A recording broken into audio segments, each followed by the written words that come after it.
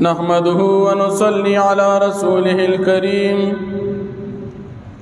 أما بعد فأعوذ بالله من الشيطان الرجيم بسم الله الرحمن الرحيم الحمد لله رب العالمين الرحمن الرحيم مالك يوم الدين إياك نعبد وإياك نستعين صدق الله العظيم دا قرآن کریم دا تفسیر متعلق ابتدائی خبریں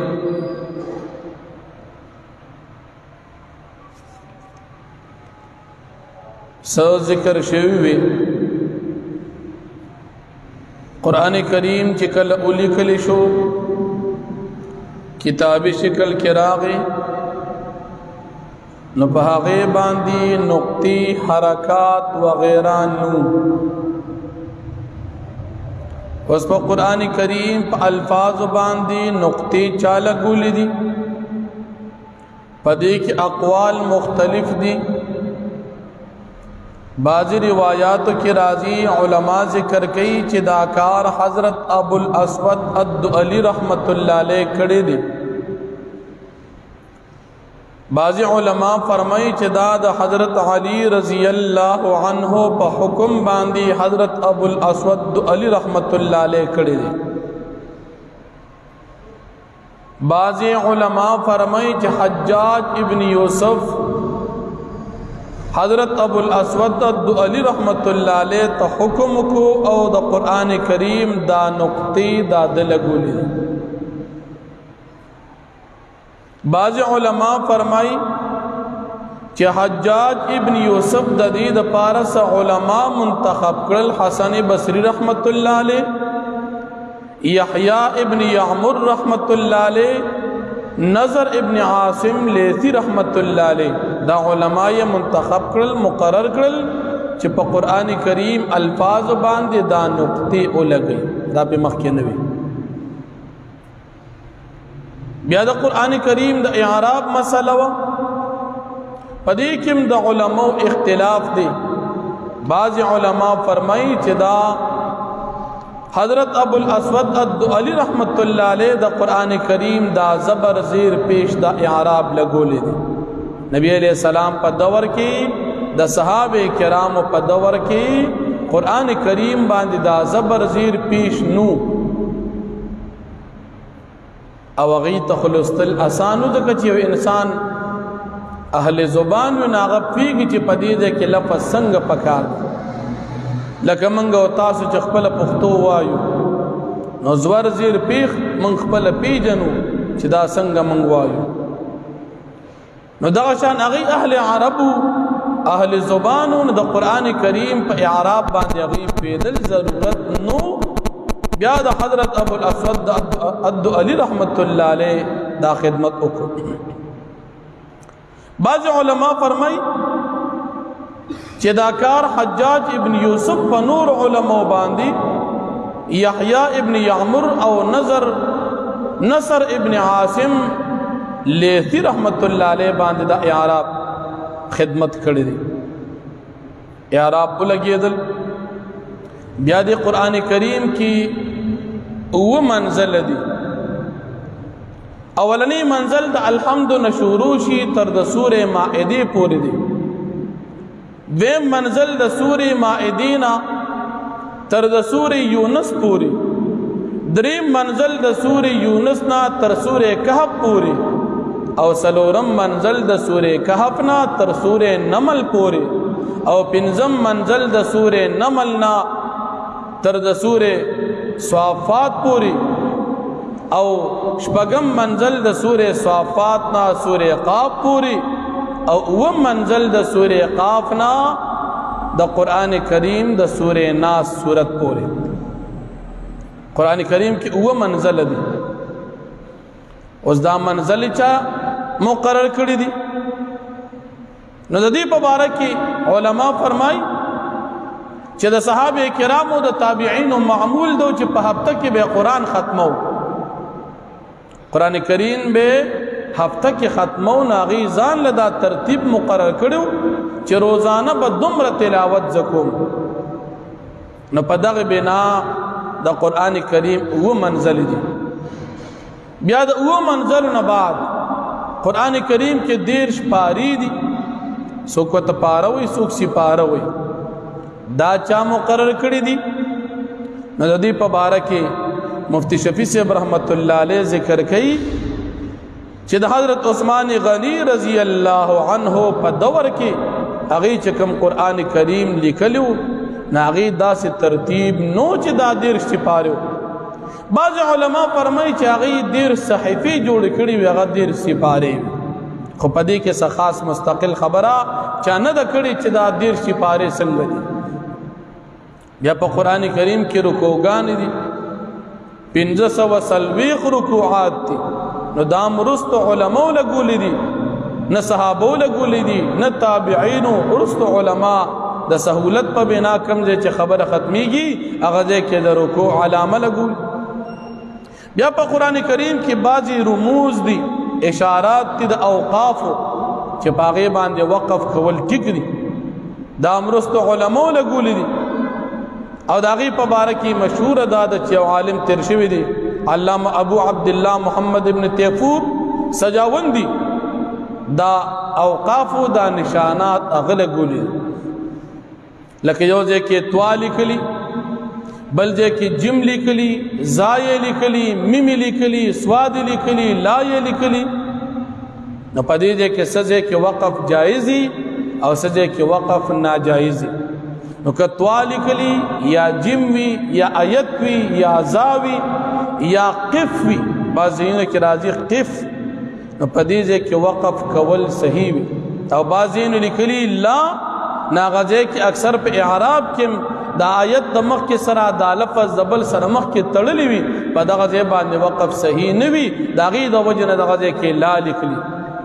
بعض ځایونه کې لیکلي وقف النبي. قرآن کریم کې مفسرین ذکر کوي دا هغه ځینې د روایاتو په بنا معلومه شي چې په دې ځای کې نبي علیه السلام وقف کړی و، نه هلته لیکلي وقف النبي. نبي علیه السلام دې ځای کې وقف کړی، هغه ځای کې وقف کولی شي. بیا د قرآن کریم تشریح دا د قرآن کریم وضاحت دی، هغې ته تفسیر ویلی شي. تفسیر په معنا د کلا وهلو، وضاحت کولو د قرآن کریم معانی، احکام، حکمتونه دا بیانول دي ته تفسیر وي. قرآن کریم کې الله رب العالمین فرمایي وانزلنا الیک الذکر لتبین للناس ما نزل الیہم. موږ دا قرآن کریم نازل کړي د پاره دی چې تی خلکو ته وضاحت وکړي. او الله رب العالمین فرمایي لقد من الله على المؤمنين اذ بعث فيهم رسولا من انفسهم يتلو عليهم آياته ويزكيهم ويعلمهم الكتاب والحكمة. دا قرآن کریم تعلیم بخلق تورکے دا دی وضاحت بکے. دا قرآن کریم وضاحت،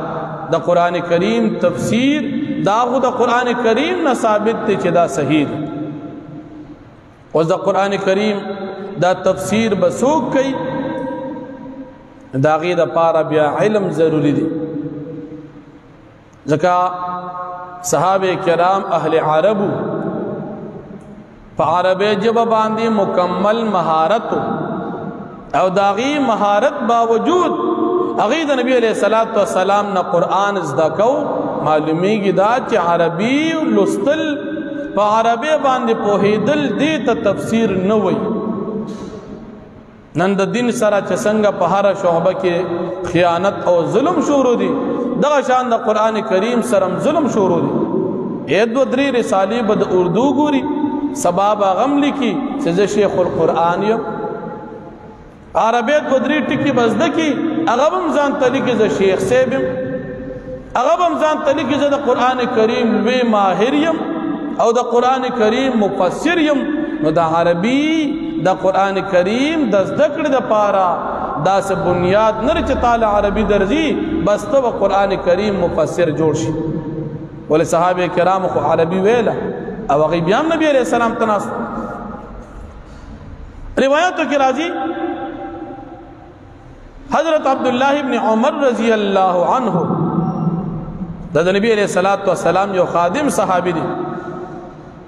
د صرف په سوره بقره یادولو باندې اته کال تیر کړو یو سوره بقره سورته اته کال کی یاد کړي وا نو ته سوچ کوه چې دغه عربي ویلا عربي ورتلا اهل عرب او اته کال په سوره بقره کې دي سوي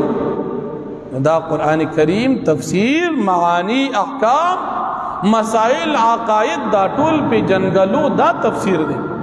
دا نه د چې ترجمه کول شو تولی کې سبا شیخ القرآن یا نه دې ته نه وي یا بل صحابي دی حضرت انس رضی الله عنه فرمایي چې په من کې با د کم ملګری سوره بقره سوره آل عمران یادو ناغه په من کې د ډېر غټي مرتبه خاوندو سوره بقره او سوره آل عمران نو یاد څنګه ترجمه ورتل نه ترجمه نه داغي علم او د دې لپاره نبی عليه الصلاه والسلام دي تراغلو یا حضرت عثمان ابن عفان رضی الله عنه حضرت عبد الله ابن مسعود رضی الله عنه فرمایي چې موږ به د نبی کریم صلی الله علیه وسلم نا لسلس آیاتن ذکول پاغي باندې علم داغي پوها او پاغي عمل چې دا به موږ ذکرل داغي نه بعد به موږ نور نوې سبق وي ناغدا سينو چې بس خالی عربي ورزي او بد بیا وي زخه ماهر نن سبا مصیبت داد قران کریم الفاظ ویل ترجمه کول دي ته ګور تفسیر نه وي د قران کریم د تفسیر د پاره علما یو څو شرطونه ذکر کړي قران کریم تفسیر کې به اول تفسیر راخلي د یو آیت تفسیر بکې په بل آیت سره تفسیر القرآن بالقرآن کچره د یو آیت تفسیر د بل آیت د قرآن سره نو بیا به دویمه مرتبه کې د حدیث نه رالی او که د حدیث نم د قرآن کریم تفسیر نو دریمه مرتبه کې به د صحابین تفسیر راخلی کاغه د قرآن د یو آیت تفسیر کړو خو هغه به راواخلی او کاغه نو کړي سلورمه مرتبه کې با د قرآن تفسیر راوالی د صحابی د شاگرد د تابعین یکاغی د قرآن کریم لوی عالمان اول قرآن د یو آیت تفسیر کړي دي بل چاته ضرورت نشته که قرآن نه دی کړي حدیث کړي دي بیا بل چاته ضرورت نشته که حدیث نه دی کړي صحابي کړي دي بیا رسو چاته ضرورت نشته او که صحابي نه دی کړي تابعی کړي دي بیا بل چاته رسو ضرورت نشته او که مثال یو آیت داسری چې داغي تفسیر صحابیم نه دی کړي قرآن هم نه دی کړي حدیث هم نه دی کړي تابعین نه دی کړي نو پنځمه مرتبه کې د لغت د عربین او پاغي کې امداد واخلي او پاغي سره د قران کریم تفسیر وکي او کدام ني نشپګمه مرتبه کې با عالم چې د قران کریم استنباط او استنباط د مسائل کول شي تدبر کول شي ناغه به د قران کریم وضاحت وکي چې د دې مطلب څه دی شپږم مرتبه کې دا شپږ مرتبه د قران کریم د تفسیر دي اول قران دی دیم حدیث دی دریم قول له صحابي دی سلورم تابعی پنځم لغت عربی او شپږم نمبر استنباط او تدبر او زدین بعد په قران کریم کې بعض د پخوانو خلق وضاحت راشي تفاسیر وکي اغه ته اسرائیلیات ویل شي لکه د يهودنا یا د عیسایانو من د یو روایت را رسیدلی وي نو دا غي د پاره مفسرین درې اصول ذکر کړي او ورني اصل دا ذکر کړي چې دا روایت کم د اسرائیلیات نه دی آیا د قران کریم او د نبی علیہ السلام د حدیثونو ثابت دي لکه مثال ثابتو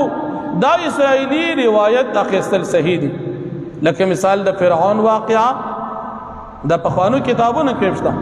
تورات انجیل زبور کې شته نه دا ټیک قران کریم کې شته نبی علیہ السلام حدیثو کې شته یا د موسی علیہ السلام په کوه تور باندې الله رب العالمین سره هم کلامی نو په مخکنو کتابونو کې شته قران کې شته دا اسرائیلی روایت ټیک دي دویم دا اسرائیلی روایت چې د قرآن او د حدیث نه خلاف وي لکه مثال په اسرائیلی روایت کې راځي سلیمان علیہ السلام جادوګرو دا خبر د قرآن نه خلاف ده قرآن کې الله فرمایي وما کفر سلیمان علیہ السلام جادو نو کړ دا به نشي اخیستلی یا داود علیہ السلام په باره کې راځي چې هغه د یو نوکر د بیبي سره عاشقانه تعلق د پخوانو کتابونو کې اسرائیلی روایاتو کې یهودو د ځان نه لیکلي دي دا د قرآن نه خلاف دي دا به نشي اخیستلی او دریم نمبر داسې روایات چې د قرآن او د سنت په باره کې قرآن او سنت د هغې نه مکمل خاموش دي اس قسم نه دي ویلي نو نبی کریم صلی اللہ علیہ وسلم فرمائی چې دا سزینه کې به انسان توقف کوي خاموشی به کوي په دې ځای کې به نه تصدیق کوي او نه په هغې باندې تنقید او انکار کوي دا خو د قرآن کریم تفسیر شو نن زموږ د مسلمانانو بعض حالات قرآن کریم په ترجمه باندې زده کړي او هغه بیا قرآن راوالي د خپل طبیعت مطابق تفسیر او وضاحت کوي لکه نن سبا به تاسو کتلی د پنځپیریانو یو شیخ صاحب دی شیخ طیب صاحب او بل یو مشر عالم دی مفتی منیر شاکر صاحب دا دواړه پنځپیریان دي علما دي د هغې د جماعت غټ مولیان دي خپل منځ کې یو بل سره نه لګي نو د قرآن آیت یو رالی په بلې پیټ کوي او بل رالی په بلې پیټ کوي دا غلط کار دی قرآن کریم پدې کې د خپل رأی نه خبرې کول د خپل خېټې خبرې کول دا گمراهي ده او ګناه ده یا بل پدې کې یو مولا دی د پنجاب دی دا غنوم دی خضر حیات دې کې غټ مولا دی دی وتلوي القابات ترخه داغه طبیعت دا دی چې یو آیت د قرآن کریم راشي او یو حدیث د در ذهن نه خلاف راشي نه دی وی دا حدیث د قرآن نه خلاف دی وی دا غلط دی احادیث د قرآن نه خلاف نی د طبیعت خلافی نو دیوی دا د قرآن نه خلاف دی نو په دغه ځای کې دیوی حدیث پرېږده او قرآن واخله نو ولې پیغمبر د قرآن نه خلاف خبره کړې ده نو په دغه ځای کې دی انکار د حدیث نو کې دا د طبیعت خبره ده قرآن کریم دی د پار نه دی قرآن کریم آیت وګوره صحابی سے تفسیر کړي دي تابعی سے کړي دي مفسرین سے کړي دي پخوانو علماء سے کړي دي د خېټې قصې پکې مه کوه او کم سړی چې داسې کوي نبی کریم صلی الله علیه وسلم فرمایي من قال فی القرآن بغیر علم فلیتبوأ مقعده فی النار چا چې په قرآن کریم کې بغیر د علم نه خبرې وکړي د خپل خېټې قصې پکې وکړي دی انسان ځان له په جهنم کې ځای تیار یا بل روایت کې راځي من تکلم فی القرآن برأیه فاصاب فقد اخطأ که یو انسان د خپل طبیعت لګیاوي په قرآن کریم کې د خېټې قصه وکړه نو که دا خبرې ټیکم کړې ده بیا هم دی غلط دی ځکه د حق حاصل نه دی دا نن سبا زموږ د مسلمانانو په دې معاشره کې د قرآن کریم سره دا ظلم شروع دی ګورې یو سړی انګریزي زده کړي هغه ته څوک ډاکټر نه وایي ځکه دا ډاکټرې سند نه حاصل کړي یو سړی د سکول تعلیم وکړي او د انجینرۍ کورس وکړي نو دته څوک انجینیر نه وي تر کومې د سر د انجینرۍ هغه ډیګري نه وي نو قرآن کریم هغه چاته مفسر نه وي دین هغه چاته مفسر نه وي چې د قرآن کریم د اصول مطابق او د دین د اصول مطابق دی مفسر نی نن سبا ټول ناقلین دي نن سبا ګورې عالمان نشته هر سړی لګیا د خپل مشرانو علماو کتابونه ګوري خو بعضې ناپوهه وي هغه د ځان د طرف ته خپل نسبتو کې دا ټول کمال ما کړی قصې پردي وي او دی په خپل نوم وکړي چې دا کار ما وکړو نو پردي کار په خپل نوم کول دام بیا ظلم دی